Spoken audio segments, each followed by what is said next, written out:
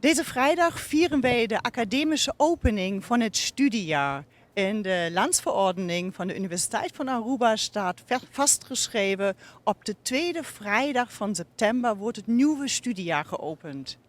Dat betekent ook dat we op dit moment echt aan het afronden van het oude studiejaar zijn en nog studenten hard bezig zijn de laatste loodjes aan het oude academische jaar te leggen, nog hun scriptie klaar te stomen en dan wordt echt het nieuwe studiejaar op vrijdag geopend. Dat is een academische plechtigheid die ook laat zien dat we in verbinding staan met het eiland, met de samenleving. We verwachten heel veel gasten.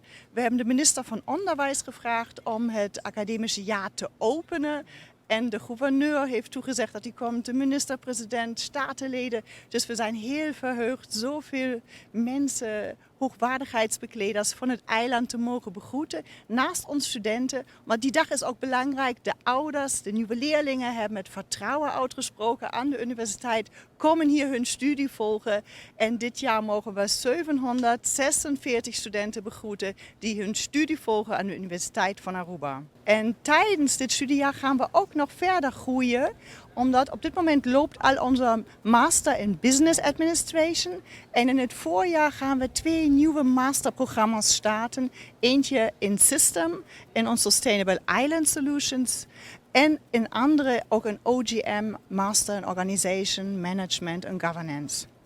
Online was natuurlijk tijdens COVID heel belangrijk. Daar hebben we nog flinke stappen in gezet. Zelfs zo dat we nu al onze medewerkers, staf, faculty, iedereen die hier rondloopt, een training, basiskwalificatie, technologie gaan aanbieden. En we gaan door met dat hybride. Dat concept beviel ons zeer, omdat nu hebben we niet meer invliegers die heel kort komen, ongelooflijk veel onderwijs geven, maar we gaan het hybride aanbieden. 4 weken online, 3 weken op locatie. En zo heb je gewoon een beter onderwijsmethodologie en een beter samen zijn. En daar zijn we heel blij dat het dankzij de nieuwe techniek goed kan.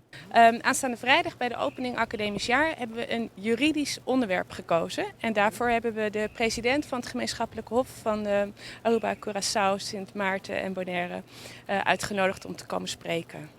Dit jaar hebben we ongeveer 25 eerstejaarsstudenten. In totaal zo'n 150 studenten. Dus dat is zowel de bachelor als de masteropleiding.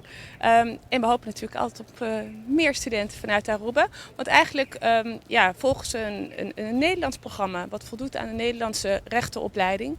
Maar dan hier in Aruba met veel gastdocenten, veel vaste staf. En studenten die worden meester Arubaans recht en kunnen daarna als advocaat, rechter, officier van justitie aan de slag. Maar comienza na 2018, ay passar a terminar mi bachelor's, anto sempre me gusta lei, me é importante para sobre que me wak vida maneira wega e leita e regla não que nós conseguimos para nos viver bom.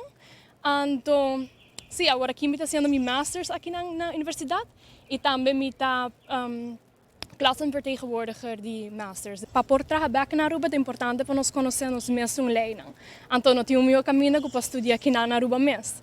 A banda DSA me a oportunidade a passar, agora me vai começar meu masters para fazer exchange, que men esse põe como não será fazer lening, não será hinka me mes ding debe eigenlijk, para me poder estudar afo, e me poder gewoon exchange via a Universidade de Aruba mes.